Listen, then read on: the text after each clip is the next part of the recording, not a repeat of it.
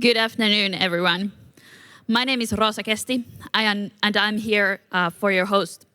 Welcome to the panel discussion Riding the Wave, Ensuring Water Security in BSR through Sustainable and Resilient Water Management.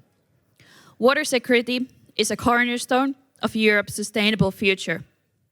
In this discussion, the panelists will present holistic solution to water management challenges. The panel is brought to you by Centrum Balticum. Welcome.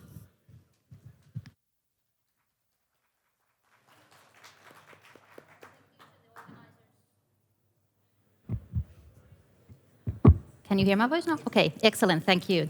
Thank you to the organizer for the short opening words, and on my behalf, of course, as well, welcome to discuss sustainable water management in the Baltic Sea region.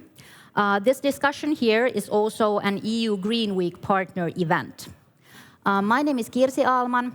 I work in Central Balticum Foundation, the organizer of this discussion, and we're of course located here in Turku. I have the privilege to introduce you our expert speakers on stand. First of all, opening words will be given by Patrick Child, Deputy Director General in DG Environment, European Commission. Good to have you in Turku, Patrick. After the opening words, we will then move on to concrete project examples. We have 4 Interreg Baltic Sea region projects here on stand. We have, first of all, Marcin Czukowski from Waterman Project. Then we have Anna Vilhula from City Blues, Clara Ram from Rinucci Water, and then from Nurse Coast 2, Anu Reinikainen. Welcome. The discussion amongst the projects will be led by Elsi Kauppinen, who is the coordinator of Policy Area Nutri in the EU strategy for the Baltic Sea region. So, welcome to Ride the Wave with us. Patrick, the floor is yours. Well, thank you very much. And ladies and gentlemen, it's a real honor for me to be here to speak at today's Green Week partner event on Riding the Wave on sustainable water management in the Baltic Sea region. And this event, as part of the Eurooppa-foorumi here in Turku, is a really good opportunity, a good platform for us to discuss the pressing issues ahead in managing our most vital resource, water. And as we face the intertwined crises of pollution, climate change, and biodiversity loss, effective water management is central to building a sustainable future. The initiatives that we're going to discuss today are vital for the well-being of our environment, our economies, and the health and prosperity of our citizens. And I want to address in these opening words 3 main topics. Firstly, the growing priority that we see on water resilience issues at a European level. Second, the need for us to go beyond the traditional legislative approach to draw on other policy instruments, in particular research and innovation, to make progress in this important area. And thirdly, to comment briefly on some of the really excellent initiatives that I know are being undertaken, some of them with EU support, in the Baltic Sea region to address, in particular, nutrient recycling, and very much looking forward to hearing from the panel on some of these ideas. So my first point on the political priority of water. I mean, this is and will continue to be, I believe, a very central focus of the European Union's political agenda. I don't think that we can overstate the importance of effectively managing water resources, especially as we see the growing evidence of climate change impacting across the European Union. Recent data from the World Meteorological Organization has highlighted increasingly erratic hydrological cycles across Europe, with the past 6 years experiencing unprecedented droughts, causing up to 9 billion euros in annual economic damage in key sectors like agriculture, energy, and transport. The European Commission's recent European Climate Risk Assessment warns that Europe is warming 3 times faster than any other continent in the world, with potential damages escalating to 40 billion euros annually in some of the more extreme scenarios. And so it's not surprising that these alarming trends have led to a strong surge in political attention on water management across the European Union. The European Council, Europe's leaders, recently adopted strategic agenda for 2024 to 2019, underlined the need for strengthened water resilience throughout the Union. We've seen similar support and initiatives from the European Parliament calling for a comprehensive EU water strategy and increased funding to support the work we're doing in these areas, as well as initiatives coming from the European Economic and Social Committee and the Committee of the Regions, calling for a comprehensive package of opinions on water security and sustainability. At an international level, in the global debate, water is also gaining more attention. The European Union made a very significant contribution to the recent UN Water Conference in 2023 to urge us all to become water resilient by 2050. And during the presidency of the G7 group of most advanced nations, Italy set up a water coalition with the support of all G7 members to enhance global cooperation and generate stronger political momentum for water initiatives worldwide. And I think that this international mobilization reflects the growing recognition that water is not just a local or regional issue, but one that requires coordinated efforts and innovative solutions on a global scale. And I should also stress that the water crisis we face today is not only the result of climate change, even if climate change puts the debate into a stronger political focus. It is also driven by unsustainable water management practices, over-exploitation of resources, pollution, and the degradation of ecosystems that sustain the water cycle.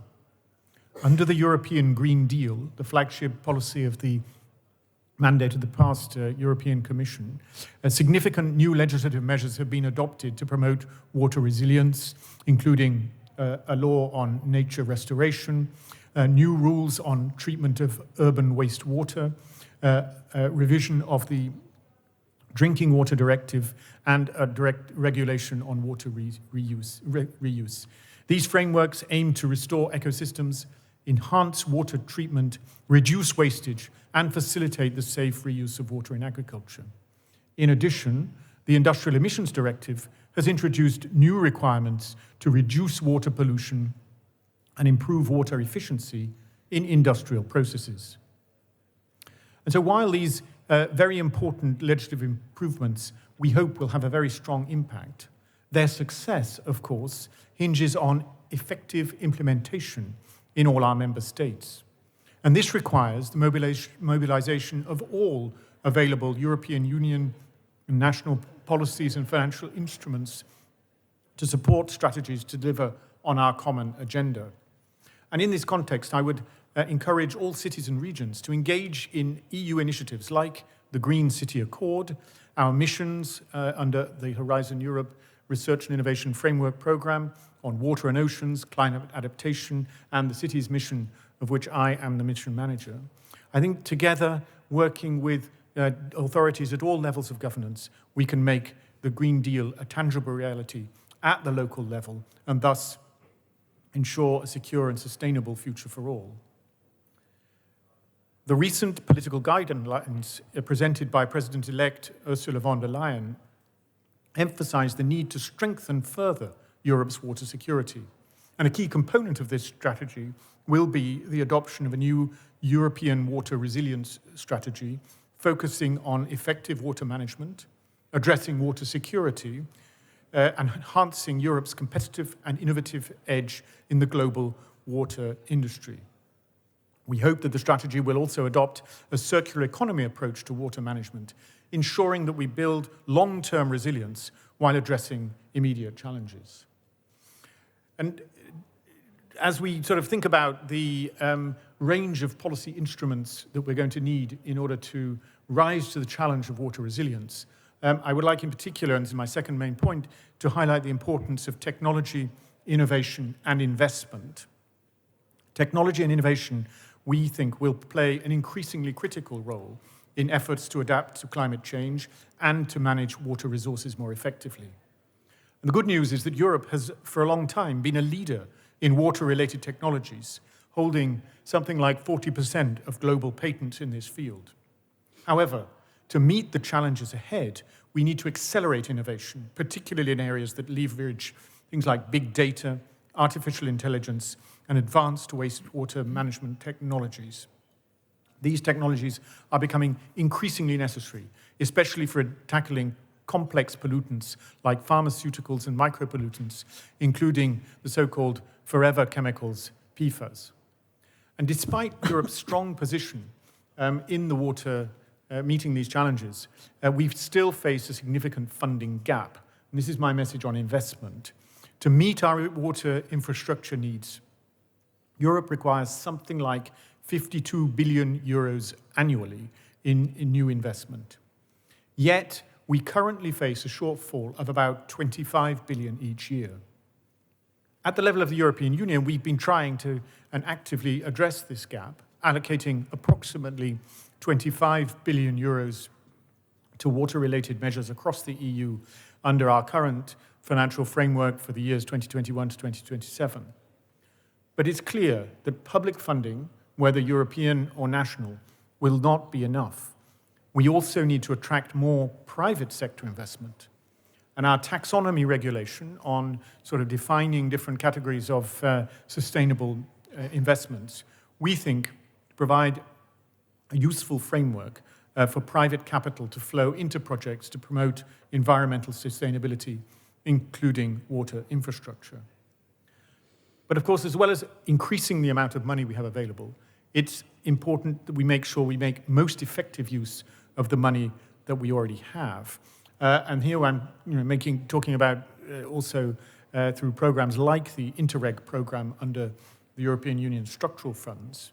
If we are sure that we can leverage resources effectively, we can contribute to innovative water technologies and make sure they are deployed where they're most needed, and therefore help to reduce the funding gap that I mentioned and advance our goals for water resilience.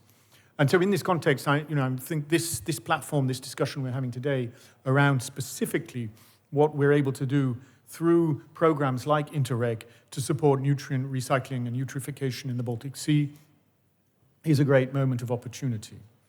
Nutrient recycling for us is a key component of the broader discussion and efforts that we're making at European level to promote the circular economy, and we believe is vitally important in also addressing the very acute eutrophication issues plaguing the Baltic Sea region. Unfortunately, the Baltic Sea is one of the most eutrophic marine areas in the world, with nutrient production, primarily from agriculture, posing significant threats to marine ecosystems. Reducing the inflow of nutrients, particularly nitrogen and phosphorus, is therefore a top priority in the region. And I think the European Union has long recognized the importance of nutrient recycling, since this also very much aligns with our international commitments under the COP15 Convention on Biological Diversity, where we pledged to reduce nutrient losses and thus boost recycling by 50% by 2030. We also think that nutrient recycling is a way of strengthening Europe's strategic autonomy by reducing reliance on imported fertilizers, which have become increasingly volatile in price due to geopolitical events, including the very alarming war in the Ukraine. The European Union has taken already steps to facilitate the development of a market for recycled nutrients. The Fertilizing Products Regulation adopted in 2019 created an internal market to fertilizers containing materials recovered from various organic streams, promoting circularity and adding value to the European fertilizer market. Projects like Synergy and Renutri-Water are advancing nutrient recycling and sustainable water management in the Baltic Sea region. However, challenges remain, particularly ensuring that fertilizers containing animal byproducts comply with strict EU health rules.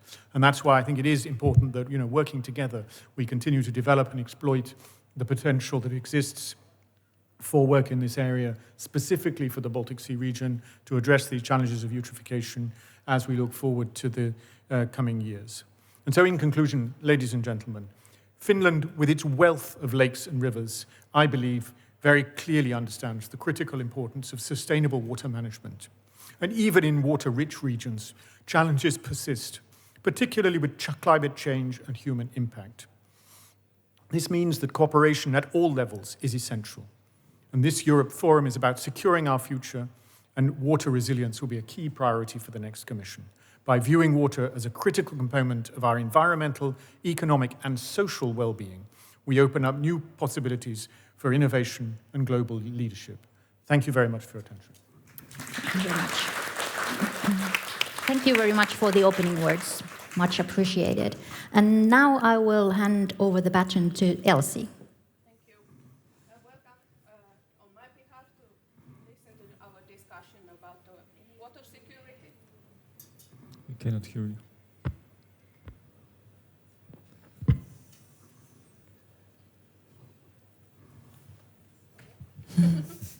Kiitos.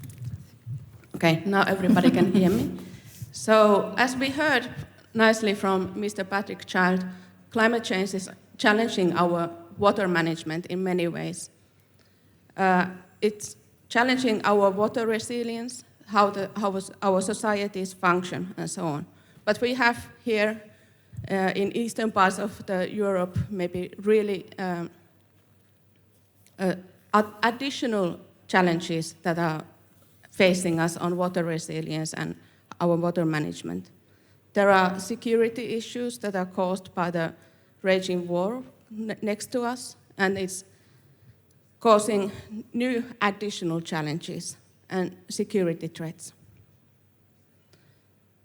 All these challenges can cause disruptions to our society.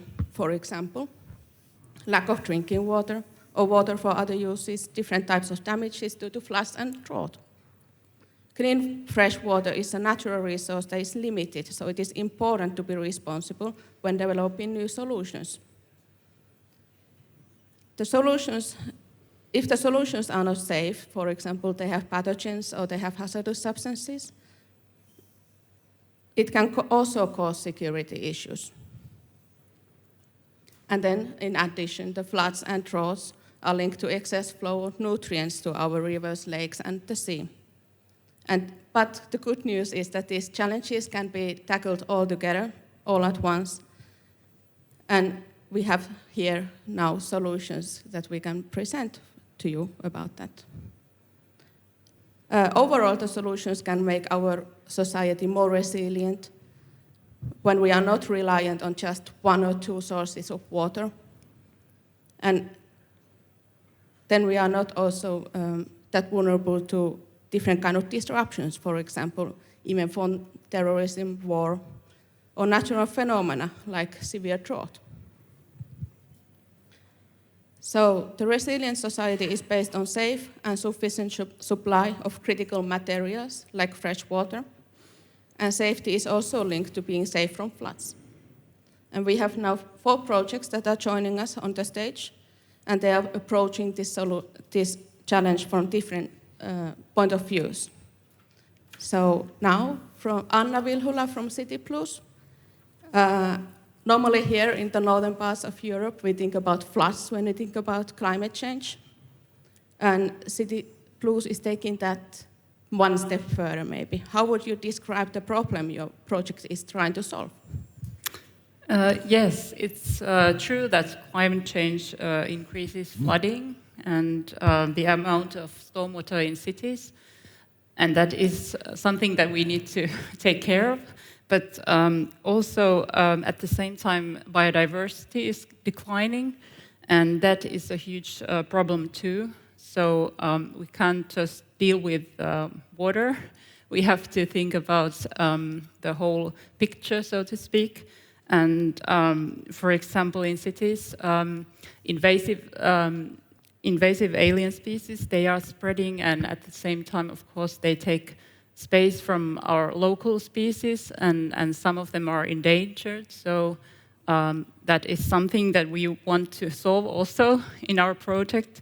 And also what is problematic is that cities are growing. I noticed when I arrived to Turku, I came from Tampere, not so far away, but still I noticed that there's a lot of construction work. So obviously cities are growing and they take space from nature. So we have more and more construction and buildings all over and less space for nature. So City Plus is aiming at tackling these problems.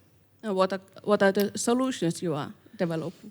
First of all, we think that we need a participatory approach. We need to take several stakeholders on board when we are developing these solutions, because one solution is not suitable for every place and every city. And then we also need this multifunctional approach. We think that therefore we have chosen nature-based solutions for handling stormwater in cities, and these so-called NBS or nature-based solutions, they are inspired by nature or even copied from nature, and they allow us to take into consideration several other aspects than just handling with the water. So we can, for example, build new floodplains or restore our streams while we are also looking at biodiversity. So, for example, in Tampere, in our pilot, we want to sort of get rid of all those invasive alien species that are in our park, where we are renovating the park, and then also bring there new species that are actually local species. So when we are replanting, we use local seeds and plants. They come from only within 5 kilometers of space. So, and also we think that we need to take other cities abroad as well. So it's something that we want to do here, that we are developing a guide for cities. So we hope that we make this use of nature-based solutions mainstream in cities. Nice. And next we have Anu Reinikainen from Nurse Coast 2. You have identified more vulnerable places within our region and other more water quality related issues that affect our societies. What are those, and what are the challenges those places are facing?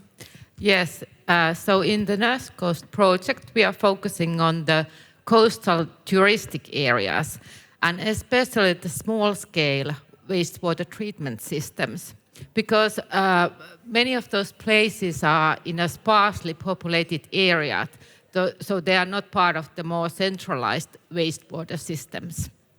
And the problem is that during the summertime, so many tourists are coming to these areas, so the small-scale systems face a challenge with the wastewater loads.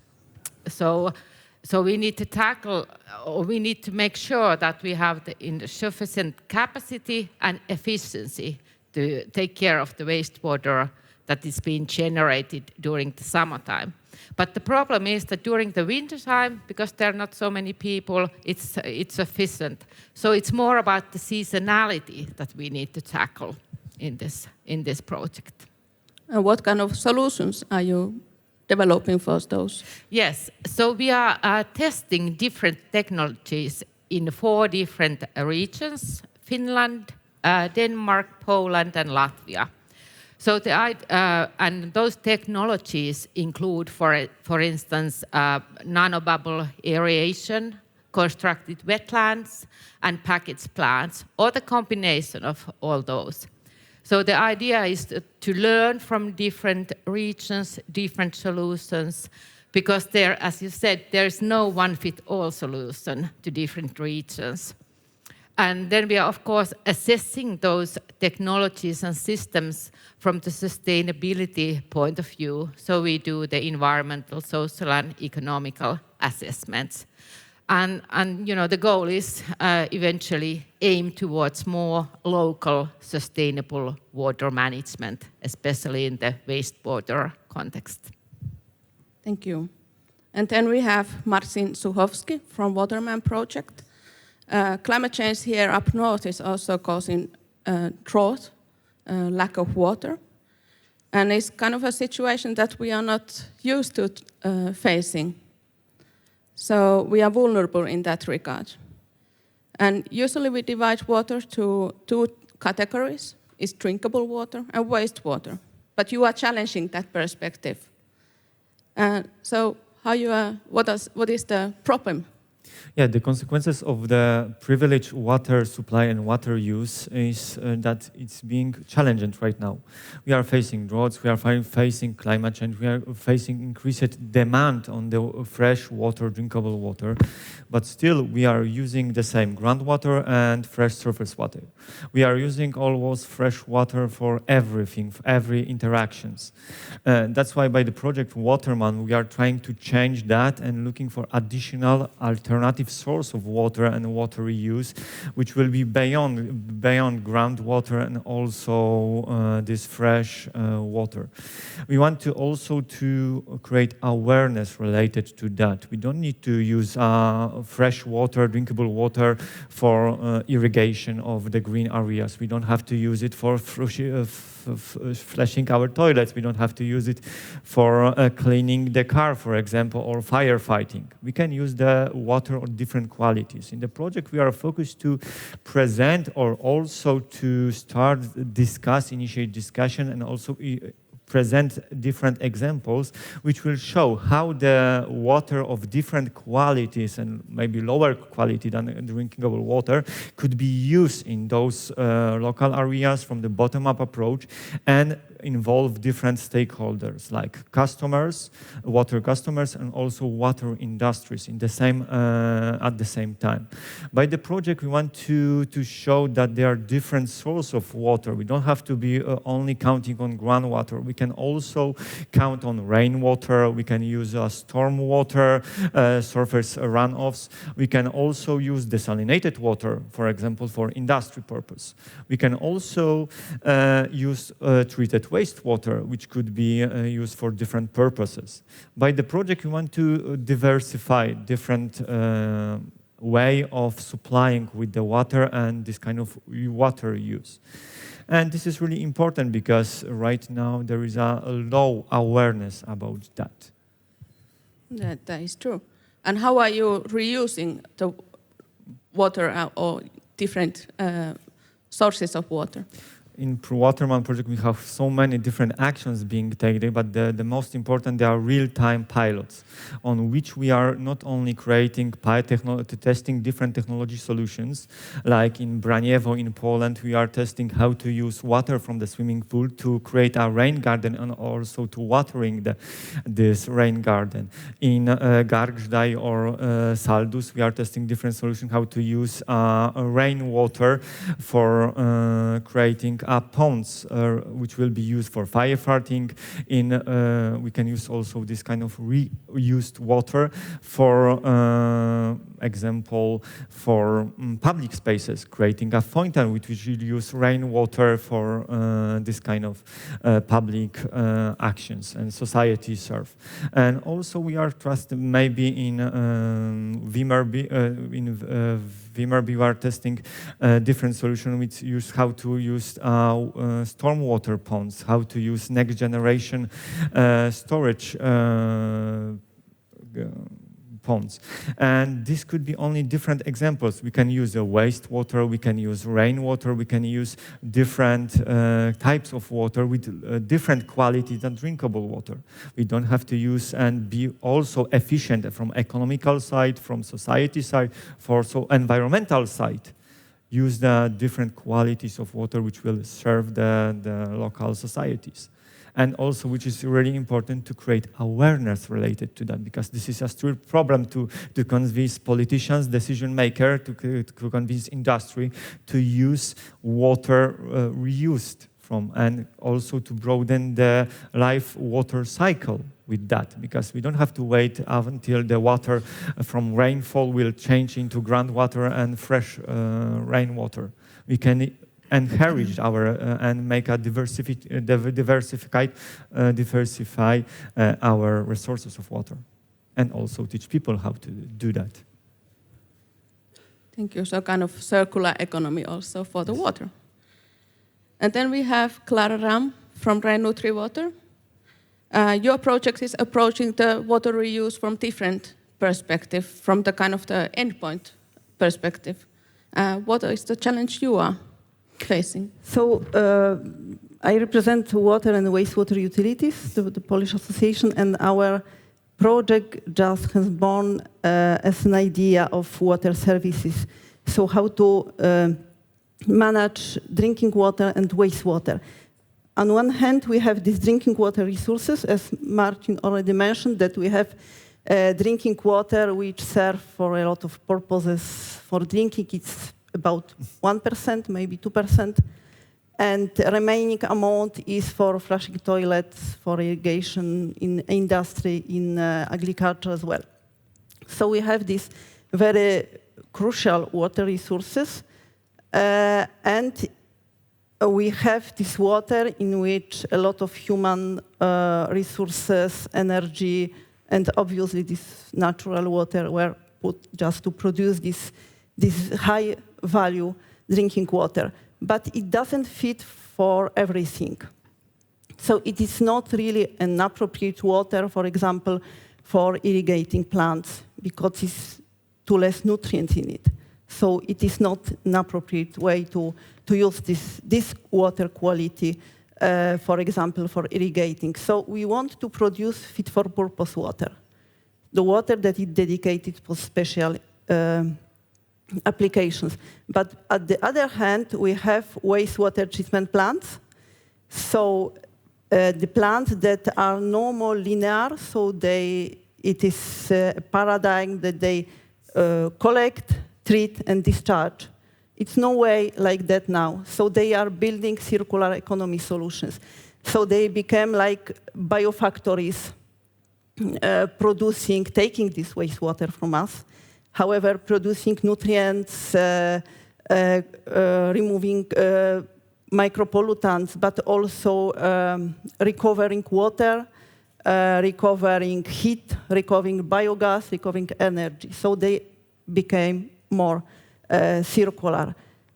And our aim is really to produce this fit-for-purpose water from urban wastewater treatment plants. So we concentrate on urban wastewater just to produce fit-for-purpose water. And you are running pilots in your projects. What kind of pilots and what kind of solutions are you developing? So we will not solve all problems. We have only 3 years and we are 14 partners. However, we try to solve some problems. So the first issue is disinfection. How to disinfect water in an easy way, efficient way.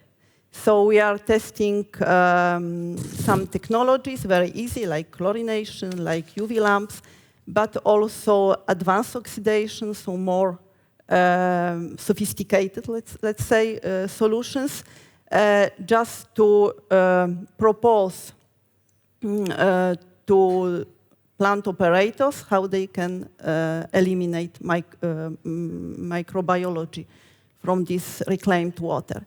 The second project is concentrate on irrigating some selected lands in cities areas, so mainly it's just grass.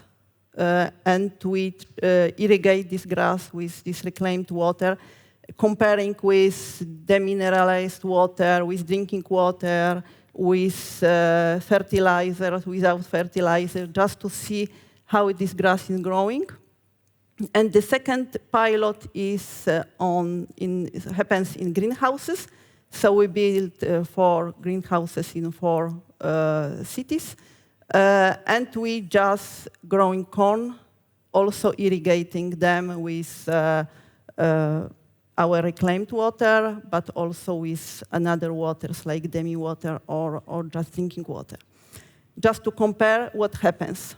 And we are all testing water, soil, and plants. We will test plants also, just to check if there is no micropollution, for example, inside in the soil or in this water.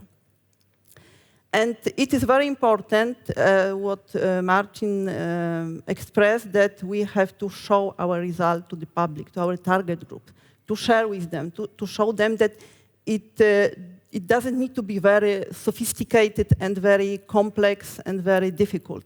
We can just close very small local water cycles into the city or even in a discrete in very small cities, because we have a lot of very small wastewater treatment plants. And closing this local water circuit is something that it's feasible. We can do it. And we have two more things. So risk analysis, just to show people that it must not be risky. And this yak factor is very important. So how to also persuade people that it can be safe. And we also are elaborating some kind of handbook just to show how to start, how to show to municipalities, to small wastewater treatment plant operators, just to show them how they should start this issue with recovering water from the wastewater treatment plants. Thank you. Thank you for everybody for the interesting information on the new solutions that are being developed. Now we have heard about the city blues, how they are combating, taking the biodiversity into account and adapting to floods in cities. How Nurse Coast is addressing the coastal vulnerable areas and how they are facing additional pressure from high amount of tourists and how that affects wastewater treatment. And Waterman challenging the drinkable water, wastewater division and how there can be more sources of water and how you are reusing wastewater and finding new solutions like that. And then Renewtree Water developing kind of designed water for fit for purpose for specific uses. All these presented solutions can lead towards more resilient societies where biodiversity is taken into account in water management, and we have systems that protect us from floods and drought, where we have new water sources and that are safe to use and that decrease our reliance on water resources that might get depleted during severe droughts. And when the water stays in circulation and the nutrients it contains are used for human needs instead of discharged into sea, we have even cleaner environment and a sea, hopefully, without algae blooms. Climate change and other environmental stresses will increase the difficulty for municipalities to cope with the challenges. And these projects presented will provide them with piloted and analyzed solutions and even concrete guidance in form of handbooks, for example. And those we will increase the sustainable water management in our whole region.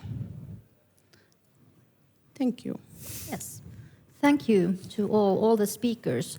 So at this point, we have a couple of minutes still left of our time, and I would like to invite any questions from the audience on site here or online.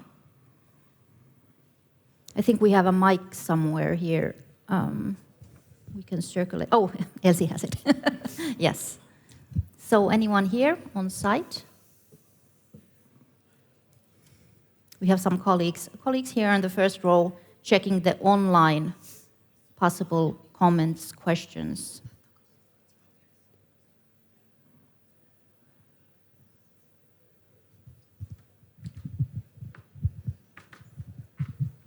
Yes?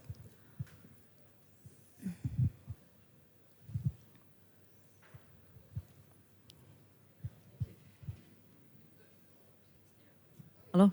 Yeah, thank you. In your experience, what are if you can already name some of the techniques which seems to be most promising to tackle these problems?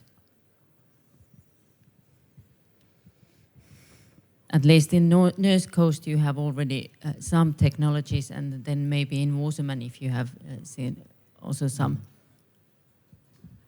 If I start, yeah, I mean, well, of course, the nanobubble aeration is something that, well, we don't know yet, like how well it actually works in what kind of circumstances, but it's also something, and it's perhaps like I must emphasize that it's about the context. Like as I said, one solution doesn't fit everywhere. So it's important to like really analyze what is the context, what is the purpose, what do we want to achieve with the technologies. Yeah. And of course, it's about the price. I mean, as we all know, new technologies might be a bit more expensive, but when we scale it up, then it also becomes cheaper. And maybe this is also something that we should perhaps be cautious about the technologies and where are those being produced? Are we dependent on some of the big countries, or are we developing something ourselves? So that's also about security, I think. Mm-hmm. If I may just add to that, we cannot be only focused on technology and the cost efficiency at this moment, because technology can be transferred everywhere. It has to be fit to purpose to the actions related to that. We don't have to rediscover the wheel once again. We can use those technologies who were existing before our new technologies. They could be really cheap and really successful, like using next generation dams, using those ponds. They are really effective way of storage the water and also reuse it in the future.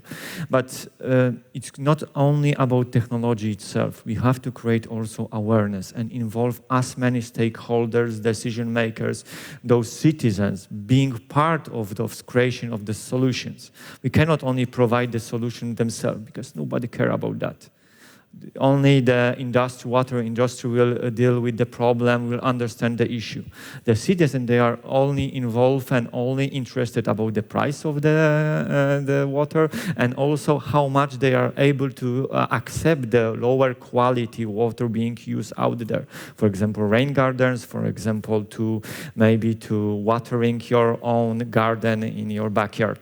And this is really important to build acceptance at the beginning, to create a local strategy. It cannot be only pilot actions being taken in one point and then trying to transfer it. No, we have to create a general awareness of all the actors being out there, all the beneficiaries. And after that, we are able to implement really successful tools which will serve the entire society, not only the wastewater companies or those kind of water and sewage companies. We have to have a more broadened perspective on this issue, building general acceptance and also try to involve those citizens in those actions being taken in maybe building the pilot. Just to answer shortly Paula's question, in Red Water you are involved in Red Water project, so maybe you know more about it, but we are trying really to base on existing solutions. So not to develop too much or the technologies that are existing in cities. But for example, we tested membrane technologies in Poland in very small touristic area, mountain area. So they are small wastewater treatment plants serving less than 2,000 inhabitants based on MBR technologies to membranes. It is a Danish technology, and they are very efficient there because they are remote area touristic without industry, without very extensive agriculture, and it is something that serves very well there. So as you mentioned, it depends on the situation and circumstances that we meet in our projects. So more or less it's about rethinking how to use the existing technologies and how to do water management. Yeah. And maybe just to add that it's very important to have this kind of sustainability assessments when we apply something or are planning to do and take new solutions into practice. So we need to address the environmental and social and economical issues as well. Yeah. Yes, thank you. So maybe there's one more question in the audience. Yes, the microphone. Yeah, if you could pass it on. Thank you. Yeah. Jan Eringborg from the Commission representation in Helsinki. We've heard here Mr. Child talk about circular economy, nutritions, and circulating them in the economy. We've heard you talk about new uses for maybe, say, sub-quality water. We've heard about water management, water treatment. Do you see that wastewater because of the nutritions, because of the components it includes, would one day turn into a valuable resource. Like what has happened to, say, solid waste in part, that solid waste is already sometimes so valuable that you don't need to pay for it being collected, because so much value can be extracted from it. Do you see this happening for wastewater? In my opinion, it's not as easy maybe as in solid waste. We're a bit following solid waste management issues because, for example, in the new directive we have extended producer responsibility, which is born in solid waste management. And I think that here we really have to manage costs. So in many solutions it is not feasible because still recovering and implementing circular economy is more costly than just linear take and use and dispose. So this is really challenging, how to manage costs and how to also in feasibility studies include environmental and social issues. So how to calculate, how to generate some value of water. We are really discussing a lot in my sector how to explain the value of water services. So it is challenging in my opinion. Maybe also safety of the yes. new resources that can be used needs to be still tackled a bit. And also building the way of acceptance by the public, how we can use, because this kind of policy transferring from waste into the resource is a really nice policy, especially for the circular economy. But still, without acceptance, without proper feasibility studies for this kind of actions, we won't be successful on that. But maybe like in the way, when we're thinking about wastewater and leaking of the nutrients, of course we should like take them before they enter into the sea. So yes. And maybe we are like in general moving towards this zero waste thinking. So and that should be the goal, of course, when we are using resources. Thank you. Thank you for your participation, your attention. We must stop the discussion here, but the discussion, of course, can continue. The experts are here, and we have also produced you these little leaflets where you can find more information on the actual projects. All the projects can be found under the Interreg Baltic Sea Region Program web pages. So thank you to all. Thank you. Thank you very much.